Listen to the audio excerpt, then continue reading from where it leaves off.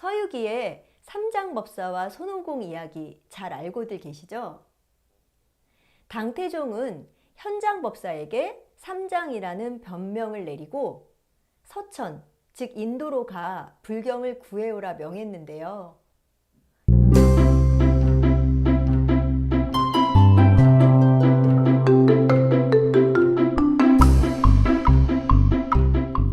안녕하세요. 더 고작가 TV의 고작가입니다. 고작가의 서재 시즌1 나는 스리랑카주의자입니다. 함께 읽기 15번째 시간입니다. 오늘은 지난 시간에 예고해드린 것처럼 마탈레라는 지역의 알루위하라라는 사원을 찾아갑니다. 스리랑카 제2의 도시인 캔디에서 차로 불과 1시간 거리에 위치한 마탈레.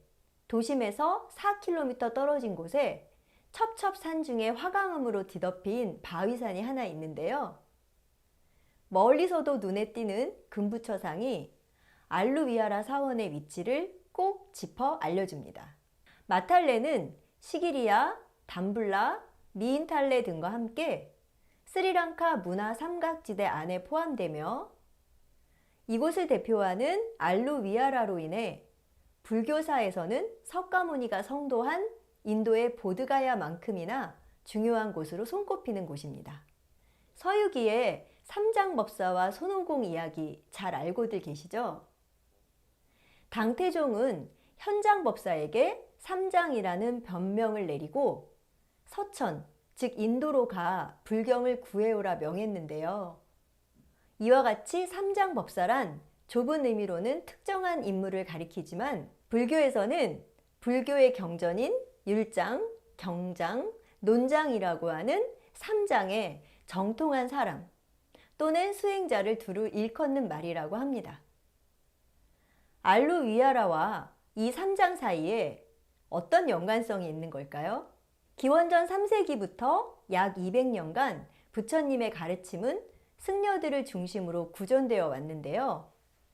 불경을 암기하고 한자리에 모여 합송하는 방식이야말로 부처님의 가르침 하나하나를 뼛속에 새기는 참된 방식이었겠지만 불교의 발상지였던 인도나 그것이 전해져 뿌리내린 스리랑카 모두가 기근과 전쟁, 타종교에 의한 탄압 등으로 불경을 제대로 전하지 못할 위기에 부딪히면서 문헌 제작의 필요성을 강하게 느끼게 되었다고 합니다. 그리하여 아누라다푸라 아타마스타나의 투파라마 사원의 장로 스님을 수장으로 전국에서 500여 명의 주지급 승려들을 모아 삼장, 즉 트리피타카야를 기록물로 제작하기로 결단하고 정확한 기록을 위해 붓다고사라고 하는 인도의 저명한 불교 학자까지 초빙하여 11년에 걸친 긴 시간 끝에 초고를 완성했다는데요. 때는 기원전 1세기, 작업이 이루어진 장소가 바로 마탈레의 알루위하라였던 것입니다. 알루위하라의 알루는 루미너스, 즉 빛이 나다는 뜻의 싱할라어이니 알루위하라라는 이름에는 샤크라라는 신이 이 석굴사원에서 흘러나오는 스님의 설법에 감동하여 1년 내내 사라지지 않는 빛을 보내주어 그렇다는 이야기와 아침마다 동쪽에 위치한 석굴의 입구로 밝은 빛이 쏟아져 들어와서 그렇다는 이야기들이 얽혀 있기도 하지만 무엇보다 알루위하라를 가장 빛나게 하는 것은 불교사 최초로 성문화된 경전이라고 하는 삼장 트리피타카야가 바로 이곳에서 탄생하였다는 장엄하고 위대한 역사적 사실입니다. 이 삼장이 중국으로 전해져 간행된 것이 중국 대장경이고 그것을 가져다 재해석하여 간행한 고려의 보물, 세계 기록 유산에 빛나는 것이 바로 해인사의 8만 대장경입니다.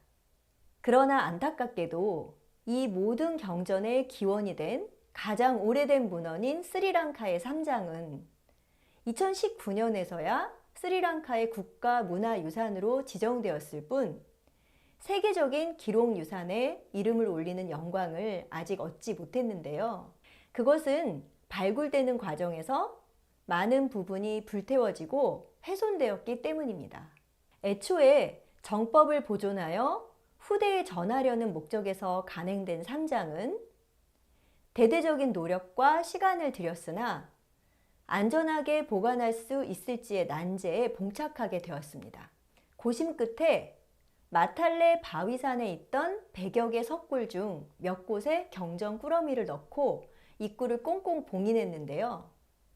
그리하여 삼장은 오랜 세월, 자그마치 1800년 동안이나 세상의 빛을 못 본 채 동굴 안에 갇혀버렸습니다. 싱할라 왕조의 마지막 캔디에서의 결사항전에도 불구하고 1815년 스리랑카를 식민지로 합병해버린 영국, 그리고 지속된 스리랑카 사람들의 반란과 게릴라전, 그 와중에 마탈레로 숨어들었던 의병들을 찾아 알루위아라를 습격한 영국군에 의해 봉인되어 있던 동굴의 입구가 발견되었는데 그때가 1848년이었다고 합니다. 그러나 그 과정에서 이 위대한 인류 최초의 문헌은 찢기고 불태워지며 끔찍한 수모를 겪고 말았죠. 그나마도 남은 경전들은 영국으로 옮겨졌고 마른 잎사귀 더미의 역사적 가치를 알아챈 영국의 학자들이 50년간 삼장을 번역해서 세상에 트리피타카야를 드러냈지만 그것을 발견한 공도, 그간 보존에 노력한 공도 자기들의 것이라 주장하며 스리랑카 정부의 지속적인 반환 요청도 무시한 채 영국은 지금까지도 이 트리피타카야를 대형 박물관에 전시하고 있다고 합니다. 우리의 자랑스러운 기록유산인 직지심체요절의 운명과 어찌 이리 유사한지요. 삼장이 하루빨리 제자리를 찾길, 그리고 세계 기록유산에도 당당히 등재되길 기원해 봅니다.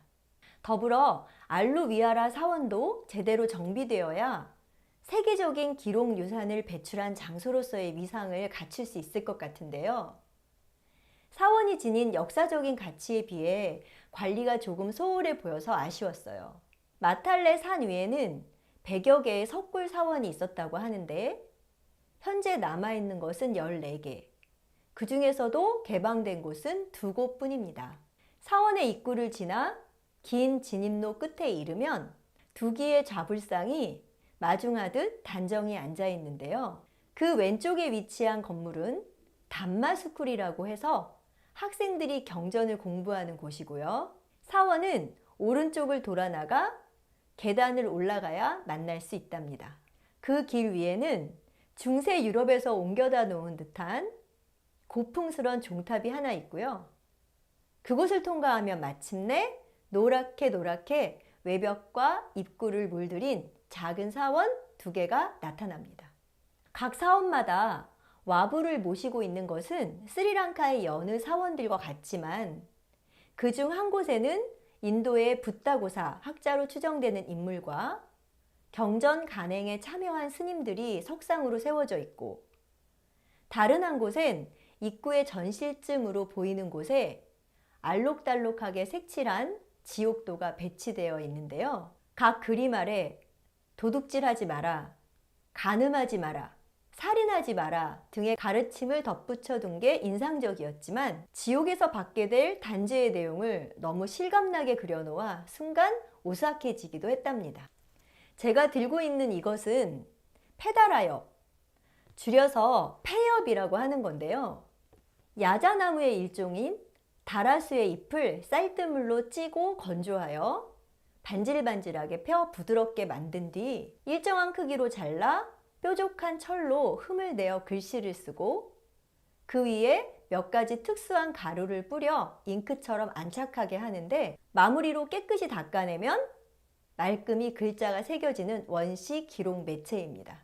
담마스쿨 안에는 문화관리사가 있어서 소정의 기부금을 내면 이 폐엽 위에 원하는 글자를 새겨주고 그 과정도 일정 부분 참관할 수가 있어요. 그것은 매우 특별한 경험이기도 한데요. 덧붙이자면 2018년엔 1000루피를 기부했지만 지금은 아마 2배나 3배쯤은 들 것으로 생각됩니다. 담마스쿨 한쪽에는 원본은 아니지만 당대의 방식대로 만든 폐엽의 3장을 필사하여 전시에 두었는데요. 폐엽이를 빼곡히 채운 것은 싱할라의 현대 문자 대신 팔리라고 하는 고대 문자입니다. 발견될 당시에는 폐역경 뭉치가 수천 개에 달했다고 합니다. 생각할수록 소실된 수많은 폐역경 뭉치가 눈에 아른거립니다. 또 단마스쿨 뒤쪽에는 어디서 많이 본 듯한 범종이 하나 걸려 있는데요. 너무 익숙해서 이리저리 살펴보다가 메이드 인 코리아라는 영문을 발견했어요. 관리인으로 보이는 분께 물어보니 그것은 한국의 조계종에서 스리랑카와 한국 불교계의 친밀함을 표하며 보내온 것이라 하더라고요. 마탈레의 알루위아라 사원은 개방된 구역의 규모도 작고 관리가 잘 되어 있는 것도 아니었지만 불교 신자라면 한 번쯤, 아니 불교 신자가 아니라도 인류의 문화유산에 관심을 가진 분이라면 한 번쯤 방문해 볼 만한 곳이랍니다.